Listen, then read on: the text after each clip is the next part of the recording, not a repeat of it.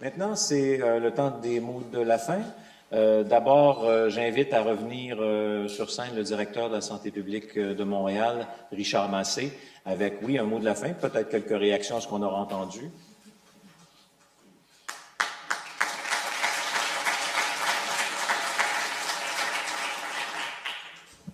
D'abord, je dois dire que je suis très content de voir l'intérêt puis la mobilisation très grande de tous les acteurs, puis vous dire d'emblée que je considère qu'on est tous partenaires pour faire face à cette situation-là. Je suis très content de voir la volonté exprimée de vouloir investir et de vouloir prioriser les enjeux de logement. Donc, je suis vraiment fier de ça.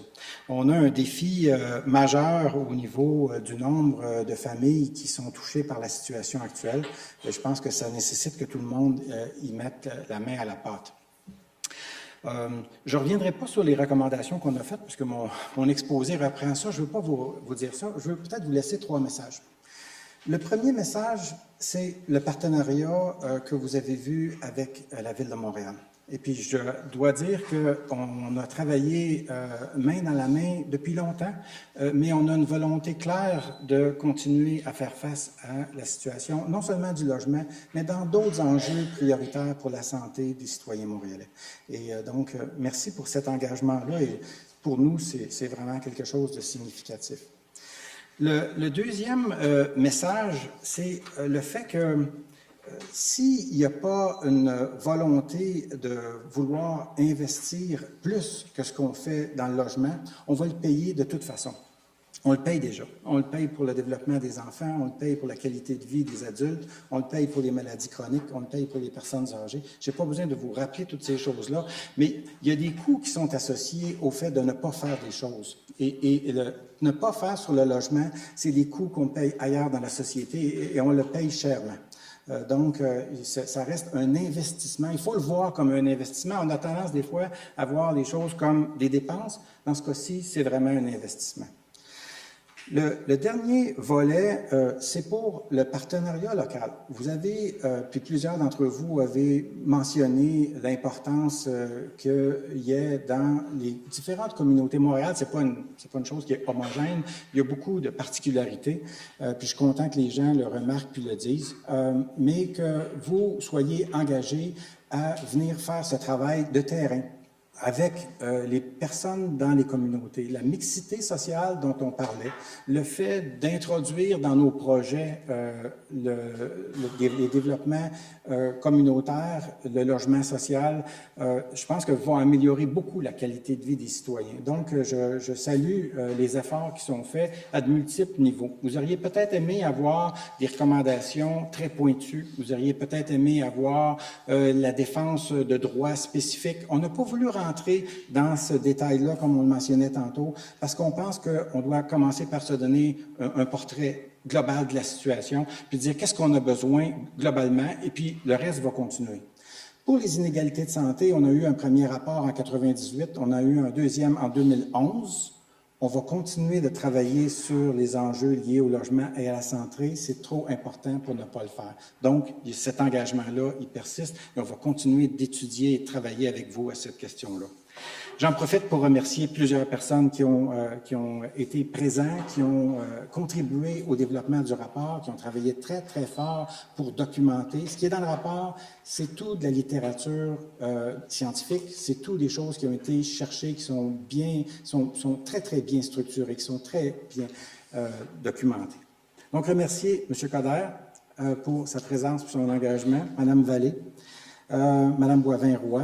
Merci pour votre allocution, c'était fort apprécié. Sonia Bélanger qui est venue nous accompagner au début. Michel Venn, puis le soutien de l'Institut du Nouveau Monde qui a été constant et puis qui est fort apprécié, là comme ailleurs. Marie-France Reynaud qui a fait un travail extraordinaire, elle, avec son équipe qui ont travaillé minutieusement. Simon Tessier, toute une série de personnes qu'on ne voit pas, qui sont ici, mais qui ont travaillé, je peux vous le dire, d'arrache-pied. L'équipe des communications de la DSP, l'équipe d'environnement urbain et santé qui ont tissé ces liens-là avec les différentes municipalités et puis qui ont fait le travail terrain d'inspection, ce qui est toujours pas facile, puis des fois ingrat. Donc, merci beaucoup.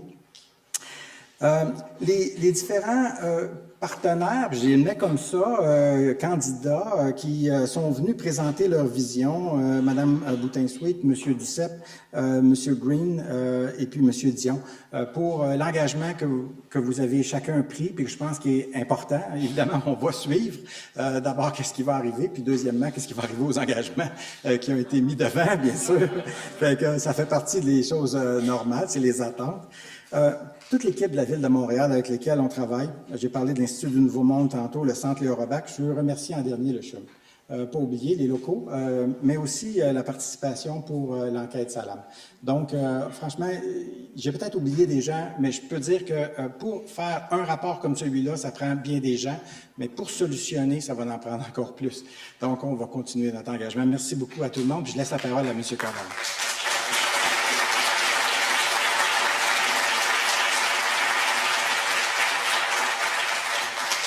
Alors, j'invite le maire de Montréal, Denis Coderre, à prendre la parole pour clore notre demi-journée de réflexion et d'échange. Monsieur Coderre.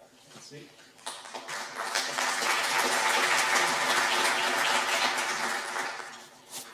Évidemment, ces mots de clôture, le mot est au singulier, mais je vais prendre quelques minutes quand même. C'est un moment important. On aurait pu appeler ce forum à la croisée des chemins. Chacun, à sa façon, pousse le dossier. C'est pas toujours quelque chose de jazzé. Ça fait pas souvent les nouvelles. Ça prend souvent des gestes excessifs, des fois trop excessifs. Mais la réalité est là maintenant. Je veux, dans un premier temps, docteur, je veux vous remercier de cette magnifique initiative. On a un très bon voisinage. De plus en plus, on travaille ensemble déjà. Mais je pense que le message, c'est que c'est plus un menu à la carte. C'est plus juste un travail par silo. Tout le monde fait partie de la solution, mais c'est avant tout une question de gouvernance avant tout. Il est essentiel que chacun mette du sien et que chacun aille dans le même sens. Et ce forum est une preuve que nous voulons tous faire partie de la solution.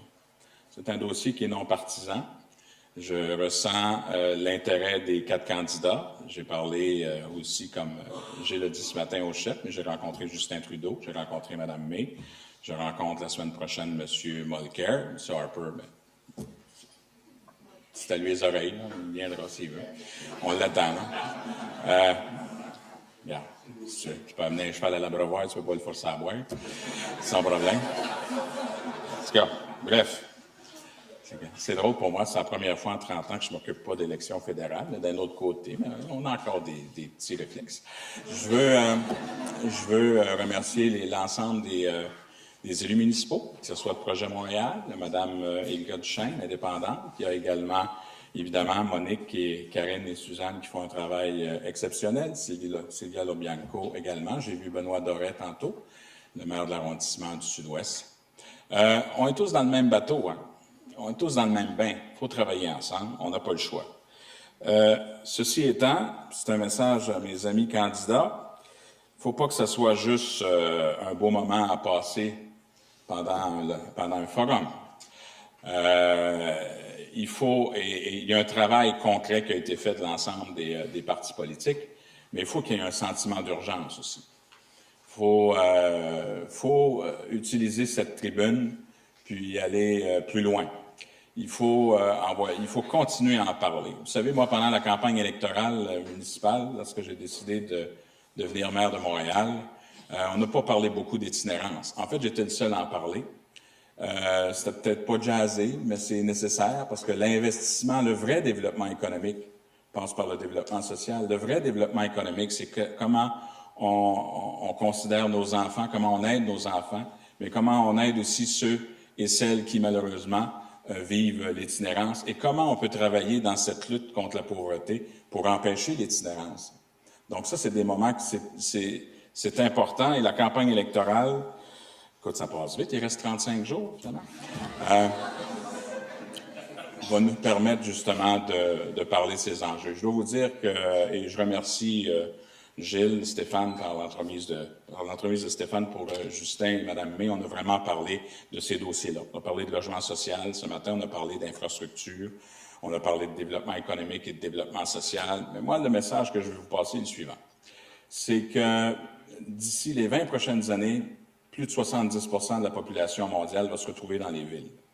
Les villes ne sont plus des créatures des provinces. C'est un gouvernement de proximité.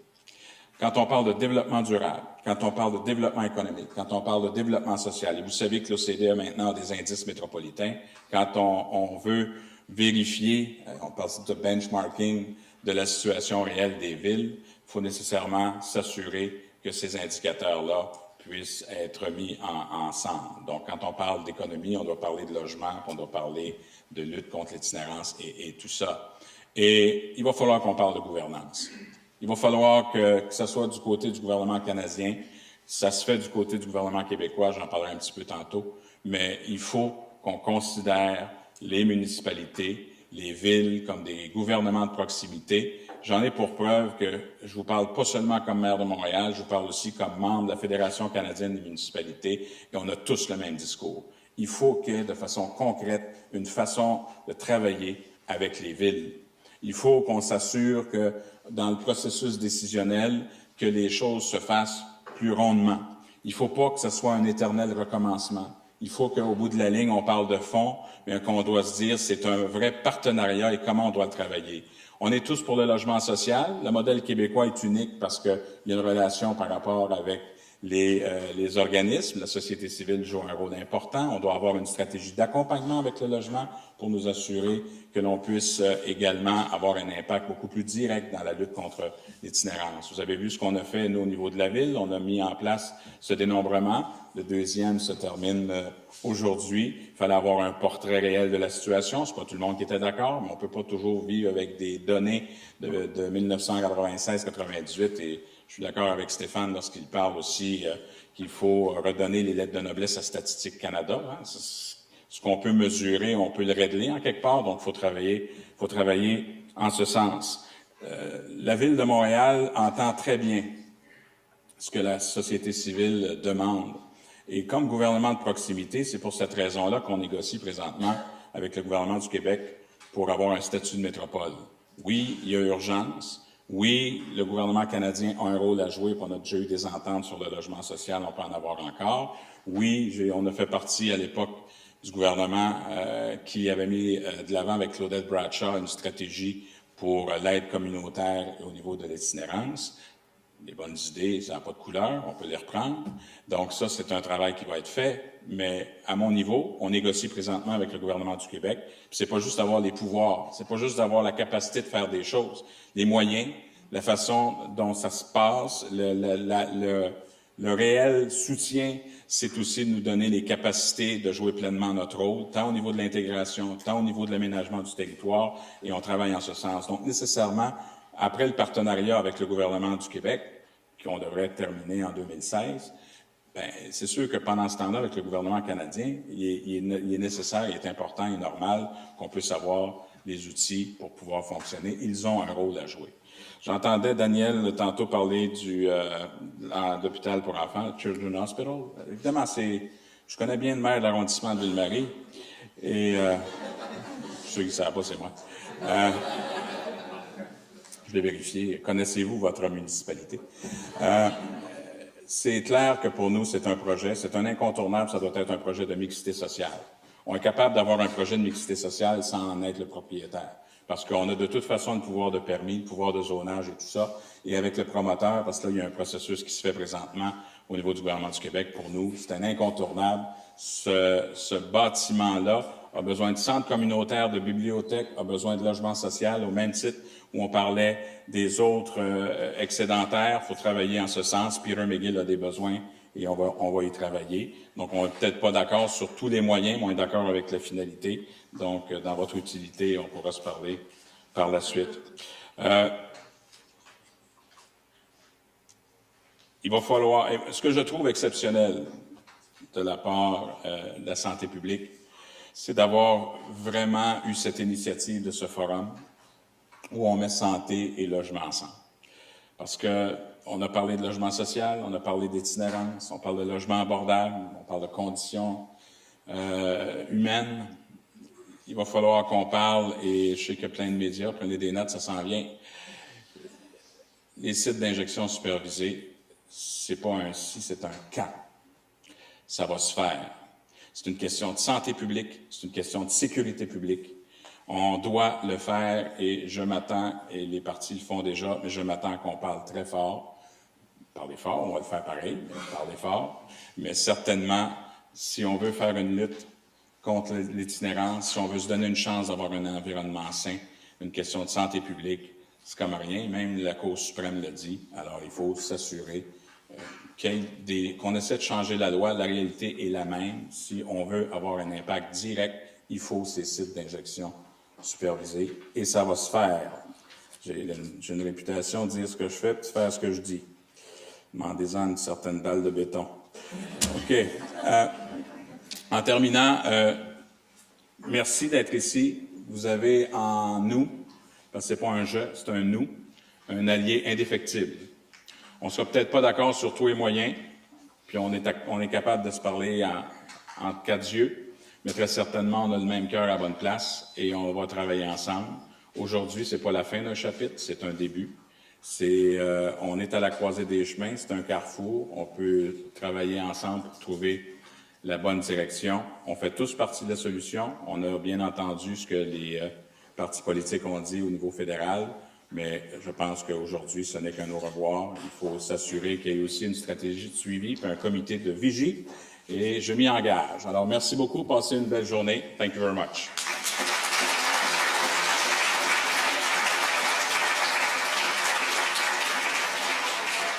Alors, merci, M. Coderre. Ça met fin à notre demi-journée d'échange et de réflexion sur le logement et la santé à ce Forum montréalais. Alors, merci pour tout le monde de votre présence, de votre participation.